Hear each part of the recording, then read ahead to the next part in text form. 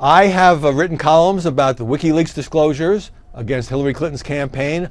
So much stuff is coming out that it's almost hard to keep up with. And I kind of rattled off a lot of this on Sunday's program. Two different segments. One of them had to do with Donna Brazile, a former CNN contributor, feeding a question in advance of the Clinton campaign. Comments by John Harwood of CNBC in communication with John Podesta, the Clinton campaign chairman, in which he seems certainly antagonistic toward Donald Trump and somewhat sympathetic to the Hillary cause.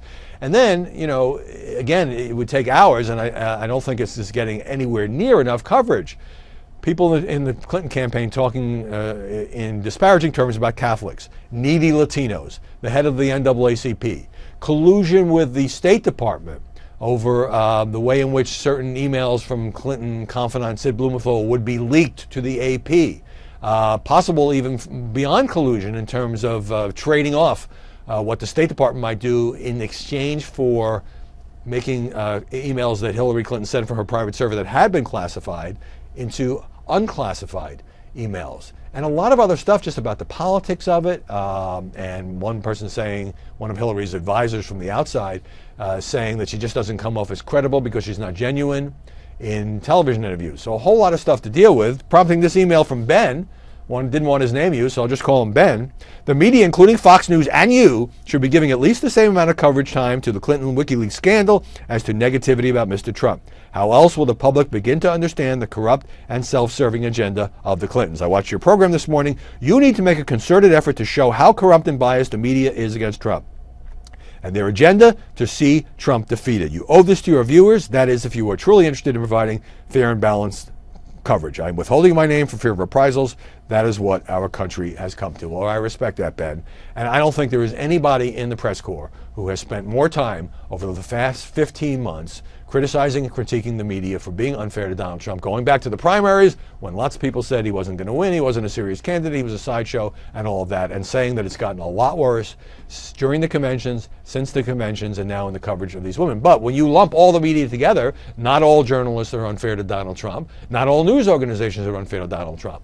And when you say, you know, it is my job to prove how corrupt the media are, and their agenda is to see Trump defeated, you know, you're speaking as obviously a very passionate Trump supporter. It is my job to hold the media accountable on both the Trump and the Clinton sides. And that's why I have talked about and will continue to talk about WikiLeaks as these disclosures continue to come out. Now, I'm not crazy about the fact that our election agenda is being driven in part by what are probably Russian hackers feeding this stuff to Julian Assange's group. I've talked about that as well. But I think that Trump supporters are so angry at the media right now, and maybe at the political system that Donald Trump has been taking on since the day he got in this race, that they think everyone in the press is corrupt, and they think that covering allegations against Trump is just not warranted. Katrina Pearson, his spokeswoman, told me that we shouldn't be covering the allegations by these women about sexual misconduct because she believes they are unsubstantiated, although we certainly covered allegations against Bill Clinton in the 90s, which of course led up to impeachment. Bottom line is I agree with you on WikiLeaks. It's a little more complicated to explain, and it's a little bit more sort of standard, routine, anything from political back-scratching to coziness with the press to perhaps outright corruption. But right now, the sexual allegations have been so prominent, and let's face it, the media love to talk about this stuff. They don't particularly like Trump. They get ratings and clicks by doing it, that there is an imbalance, which is what I said on the show. Doesn't mean I have to devote the same number of minutes every week to each story. I'm not running a news show. I'm running a media program, and I appreciate the feedback.